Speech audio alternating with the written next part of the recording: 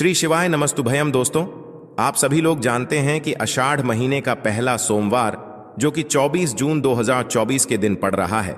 अब दोस्तों, आषाढ़ महीने का पहला सोमवार है, मतलब भगवान शिव जी का सबसे प्रिय दिन है। तो भाई, इस दिन की महत्वता बहुत ही ज्यादा बढ़ जाती है। और दोस्तों, इसी दिन किया जाने वाला पंडित जी द्वारा बताया गया 5 कनेर के फूल वाले उपाय भी है, जो कि दोस्तों बहुत सारे लोग पहले कर चुके हैं, पर कुछ समय से यह वाला उपाय लोग भूल चुके हैं। क्योंकि दोस्तों, इस उपाय को हमने आपको बहुत दिनों से नहीं बताया है। पर दोस्तों, उपाय जो भी होता है वो हमेशा काम करता है। जो भी व्यक्ति उस उपाय को पूरे मन और विश्वास से करता है, भाई, उसके लिए वह उपाय जरूर काम करता है। तो दोस्तों, आषाढ़ महीने के पहले सोमवार मतलब कि 24 जून 2024 के दिन आप लोगों को ये 5 कनेर के फूल वाले उपाय जरूर करना चाहिए। पर दोस्तों, ये 5 कनेर के फूल वाले उपाय हमें क्यों करना चाहिए, इससे हमारा क्या फायदा होगा, तो देखो, हम आपको यहां पर बता दें। सोमवार का दिन सबसे पहली चीज भगवान शिव जी को बहुत ज्यादा प्रिय होता है। उसी के बाद में जब कोई विशेष महीना होता है और उसका पहला सोमवार होता है, कि किसी भी महीने का पहला सोमवार जो होता है ना, उसकी बहुत ही बड़ी और विशेष महत्वता होती है। उस दिन आप यह समझ सकते हो कि उस दिन आप भगवान शिव जी को बहुत आसानी से प्रसन्न कर सकते हो। अब प्रसन्न कैसे करोगे, उसके लिए आपको कुछ ना कुछ तो करना पड़ेगा। तो उसी में से दोस्तों एक उपाय है जो कि 5 कनेर के फूल वाले उपाय है। दोस्तों, 5 कनेर के फूल वाले उपाय हम जब करते हैं, जब हमारी किसी भी प्रकार की कोई मनोकामना होती है जो कि लंबे समय से पूर्ण नहीं हो रही होती है और उससे हमें पूर्ण करना होता है। अगर आप लोग भी इस उपाय को सोमवार के दिन करना चाहते हैं तो आप इस उपाय को पहले अच्छे से समझ लेना, सुन लेना, उसके बाद करना। आपको इस उपाय का फल जरूर मिलेगा। और इस उपाय को करने से आपके घर में चाहे किसी भी प्रकार की दुख और समस्या क्यों ना चल रही हो, आपको उसका कारण भी नहीं पता है कि भाई यह समस्या किस कारण से चल रही है। उसका कुछ भी कारण हो सकता है, जैसे पितृदोष हो सकता है या किसी भी तरह का मंगल दोष भी हो सकता है, और भी बहुत तरह के दोष होते हैं, कुछ भी हो सकता है। पर आपको इस उपाय को करने के लिए अपने दोष को पता लगाने की भी जरूरत नहीं है। सोमवार के दिन इस 5 कनेर के फूल वाले उपाय को आप लोगों को कर लेना है। दोस्तों, अब हम समझते हैं इस वाले उपाय को हमें करना किस समय है। तो सबसे पहली बात दोस्तों, हम समझते हैं कि ये 5 कनेर के फूल वाला उपाय करना किसको है। तो देखिए, यहां पर सीधी सी बात है कि ये 5 कनेर के फूल वाला जो उपाय है, ये किस लिए किया जा रहा है। ये मनोकामना को पूर्ण करने के लिए किया जा रहा है, या आपके जीवन में जो दुख और परेशानियां हैं उनको दूर करने के लिए किया जा रहा है, या आपका कोई बड़ा काम है जो कि नहीं हो पा रहा है, आप उसके लिए इस उपाय को कर सकते हो। तो सीधी सी बात यह है कि आप अपनी किसी भी प्रकार की मनोकामना के लिए इस वाले उपाय को कर सकते हो। तो यह उपाय वह व्यक्ति कर सकता है जिस व्यक्ति को अपनी किसी भी प्रकार की मनोकामना भगवान शिव जी से पूर्ण करवानी हो। और अगर कोई भी माताएं बहनें जो है अपने घर की सुख और शांति के लिए, घर में धन समृद्धि को बढ़ाने के लिए वाला उपाय करना चाहती हैं, तो घर की जो बड़ी माताएं बहनें होंगी वह इस 5 कनेर के फूल वाले उपाय को विशेष रूप से करें। क्योंकि माताएं बहनें घर की लक्ष्मी होती हैं, और जब घर की लक्ष्मी कोई विशेष उपाय करती है तो उसका फल ही बहुत जल्दी मिल जाता है और बहुत बड़ा होकर मिलता है। अन्यथा इस उपाय को कोई भी व्यक्ति कर सकता है, चाहे वह बड़ा हो, चाहे वो छोटा हो, चाहे वह बच्चा हो। जिस व्यक्ति को ये 5 कनेर के फूल वाला उपाय समझ आ गया, वह व्यक्ति इस 5 कनेर के फूल वाले उपाय को सोमवार के दिन जरूर करे, क्योंकि उसको इस उपाय को फल बहुत ही जल्दी मिल जाएगा। क्योंकि सोमवार के दिन भगवान शिव जी बहुत आसानी से प्रसन्न हो जाते हैं। तो आइए, अब हम समझते हैं कि इस 5 कनेर के फूल वाले उपाय को आपको करना कैसे है, और इस उपाय को करने का जो समय है वो क्या है। तो देखिए, इस सोमवार के दिन किए जाने वाले ये 5 कनेर के फूल वाला जो उपाय है, यह मुख्य रूप से सुबह के समय होगा। किस समय होगा? सुबह के समय होगा। आपको कोशिश यही करनी है कि सुबह के समय हम इस 5 कनेर के फूल वाले उपाय को कर लें। पर किसी कारणवश अगर आप सुबह इस उपाय को न कर पाओ, आपको कहीं काम से जाना हो या किसी और काम की वजह से आप उपाय को ना कर पाओ, तो आपके पास फिर दूसरा मौका रहेगा, जो कि शाम के समय का रहेगा, प्रदोष काल का रहेगा। अब भाई प्रदोष काल का समय भी एक बहुत ही लोगों के मन में प्रश्न बन जाता है कि भाई यह समय होता कब है, कितने बजे से लेकर कितने बजे के का यह समय होता है, ताकि हमें उपाय के लिए जो है करने का समय पता लग जाए। तो हम आपको बता दें, प्रदोष काल का जो एक समय होता है, शाम का समय, वो होता है शाम के 6 बजे से लेकर शाम के 7 बजे के बीच का। इस समय के बीच में आप उपाय को करेंगे तो आपको उस उपाय का जरूर फल मिलेगा। तो शाम के 6 बजे से लेकर शाम के 7 बजे के बीच में आप लोग इस 5 कनेर की फूल वाले उपाय को कर सकते हो। तो भैया बहुत सारे लोग यहाँ पर ये प्रश्न भी जरूर करेंगे कि भाई हम तो नौकरी पे जाते हैं, हम अपनी ड्यूटी पे जाते हैं और आने में हमें देर हो जाती है, तो उस जगह पर हमें क्या करना चाहिए। तो देखिए, उन लोगों को भी टेंशन लेने की जरूरत नहीं है। अगर आप लोग इस उपाय को शाम के समय प्रदोष काल में कर रहे हैं और अगर आप आने में देरी भी हो जाती है, आपको आने में 7 बजे तक आप नहीं पहुंच पाते हो, तो भाई आप 7 या रात 8 बजे तक भी अगर उपाय को करोगे तो भी चल जाएगा। और अगर इससे भी थोड़ा देर हो जाती तो भी आप उपाय को कर सकते हो, क्योंकि सोमवार का दिन है। यह दिन बहुत ही कम आता है पूरे साल भर में। इसलिए जब आपको मौका मिल जाए, जब आप इस उपाय को जरूर कर लेना। कोई भी उपाय हो, आप कभी भी कर सकते हो। सोमवार के दिन बस कोशिश करना कि समय के थोड़ा मतलब अंतर्गत ही कर लो, पर किसी कारणवश अगर ना कर पाओ तो फिर आप थोड़ा देरी से भी कर सकते हो। आपको उपाय का फल जरूर मिलेगा, क्योंकि भगवान शिव विजन बहुत ज्यादा प्रसन्न होते हैं सभी भक्त गणों से जो उनको प्रसन्न करते हैं। तो अब हम यहाँ पर समझते हैं कि आपको उपाय कैसे करना है। सबसे पहली चीज दोस्तों, ये जो उपाय है ये 5 कनेर के फूल वाला उपाय है। तो सीधी सी बात है, इस उपाय में हमें 5 कनेर के फूल तो लेने ही लेने पड़ेंगे। अब यहाँ पर एक सबसे बड़ी गलती होती है जो कि आप उपाय में करते हो और आपको पता भी नहीं लगता है, जो कि हम आपको बताते हैं। देखिए, जो आप 5 कनेर के फूल लेकर आओगे, सबसे पहले तो कनेर का फूल आप लोगों को पता होगा कि कैसा होता है। हम आपको जब भी बता देते हैं, कनेर के फूल वो होते हैं जो कि पीले कलर के होते हैं, लंबे लंबे से होते हैं। आप लोगों ने देखे भी होंगे, आप लोगों ने जो थंबनेल में फूल देखा हुआ था वही कनेर का फूल होता है। तो आप लोगों को वैसे ही 5 कनेर के फूल लेकर आने हैं। ये कनेर के फूल आप लोगों को बहुत आसानी से मिल जाते हैं, बस आपको इसका पेड़ ढूंढना होता है और बहुत सारे फूल उसमें लगे हुए होते हैं, कुछ भी कमी नहीं होती है। बस दोस्तों, आपको यहाँ पर ध्यान इस बात का रखना है कि अगर यह 5 कनेर के फूल जो है, मतलब कनेर के फूल का पेड़ जो है कहीं बाहर लगा हुआ है, वो किसी के अंडर में नहीं लगा हुआ है, किसी का वो पेड़ नहीं है, तो आप बिना पूछे जो है वह कनेर के फूल तोड़कर ला सकते हो। पर अगर कोई सा कनेर का पेड़ किसी के घर के अंदर लगा हुआ है और आपको वह कनेर के फूल उसके घर के अंदर से चाहिए, तो भाई उससे पहले पूछना कि भाई हम जो है आपके पेड़ में से 5 कनेर के फूल ले लें या कनेर के फूल ले लें। भाई पहले उससे पूछना, क्योंकि ये वाले जो 5 कनेर के फूल आप लोग ले रहे हो, ये उपाय के लिए ले रहे हो। और भगवान शिव जी को उपाय जब हम करते हैं तो भाई पूर्ण रूप से जो है हम पूरे विधि विधान से करते हैं। तो इसलिए अगर आप किसी के घर में के अंदर जो पेड़ लगा हुआ है कनेर का, उस पेड़ से अगर ये फूल ले रहे हो, तो भाई पहले उस घर के मुखिया से पूछ लेना कि हम आपके पेड़ से कनेर के फूल ले लें। अगर वो हाँ कह देता है तो भाई उसके बाद आप उसके पेड़ से 5 कनेर के फूल ले लेना। अगर कोई कनेर का पेड़ जो है ऐसे ही बाहर लगा हुआ है, खुले में लगा हुआ है, उस पर किसी का भी कब्जा नहीं है, तो वो आप जो है बिना पूछे भी उस पेड़ में से तोड़ सकते हो। पर किसी के घर के अंदर लगा हुआ है तो उससे सकर ही 5 कनेर के फूल उसके पेड़ में से लेना। अब आपके पास 5 कनेर के फूल भी आ चुके हैं।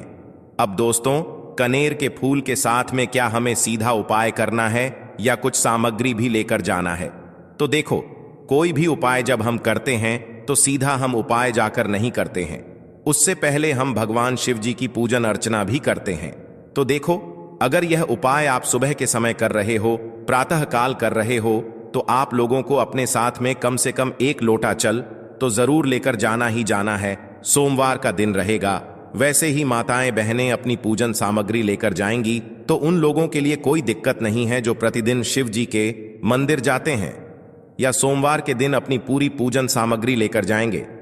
भाई वो वैसे के वैसे ही लेकर जाएं। यह बात उनके लिए है जो कुछ भी लेकर नहीं जाएंगे। भाई वो बस 1 लोटा जल तो जरूर लेकर जाएं। अगर वह इस उपाय को 5 कनेर के फूल वाले उपाय को कर रहे हैं। उसी के बाद में दोस्तों शाम के समय की बात करें तो भाई शाम के समय अगर आप लोग इस 5 कनेर के फूल वाले उपाय को कर रहे हो तो अपने साथ में एक गोल बाती का घी का दीपक जरूर लेकर जाना। जो घी का दीपक लोगे वो आटे का होना चाहिए। आटे का होने के साथ में उसके अंदर गोल बाती रखा आएगी।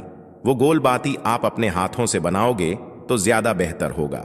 साथ ही में उस दीपक के अंदर जो मतलब चीज डलेगी वो डालेगी शुद्ध देसी गाय का घी। उसके अंदर शुद्ध देसी गाय का घी ही डालना, ना भैंस का डालना, ना मिलावटी बाजार का घी डालना।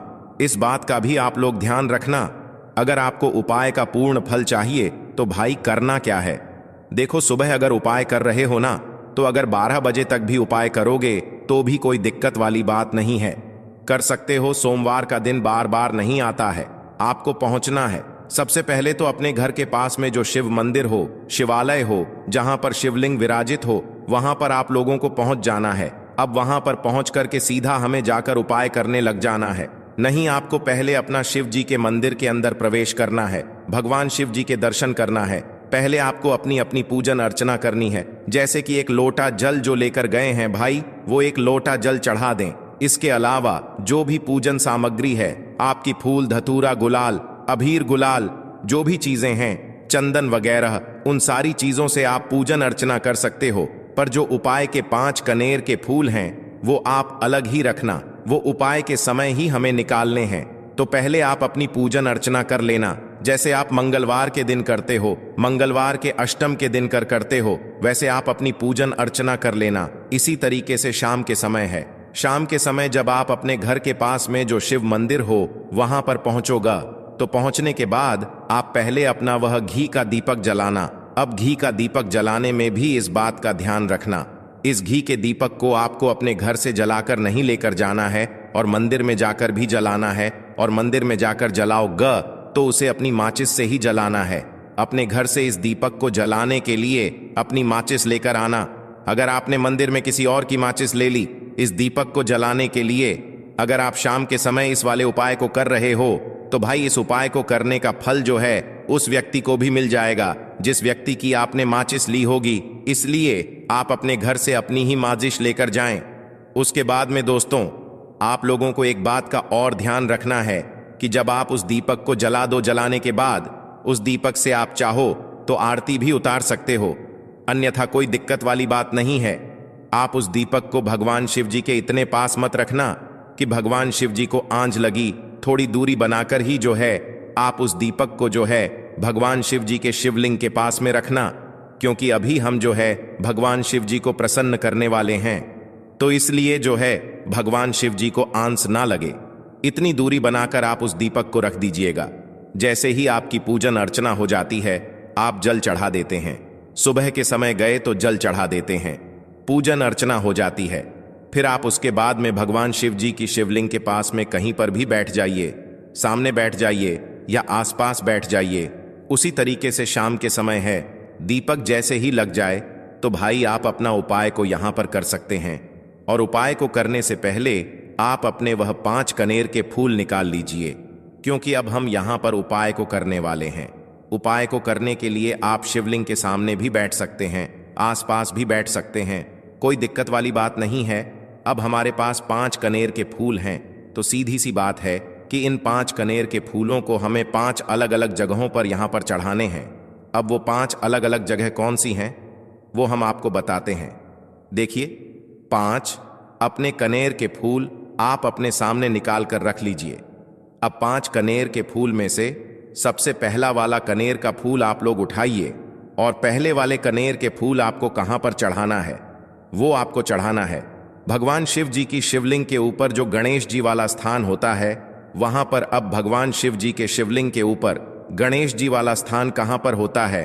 भगवान शिव जी की शिवलिंग होती है, शिवलिंग की जलाधारी होती है।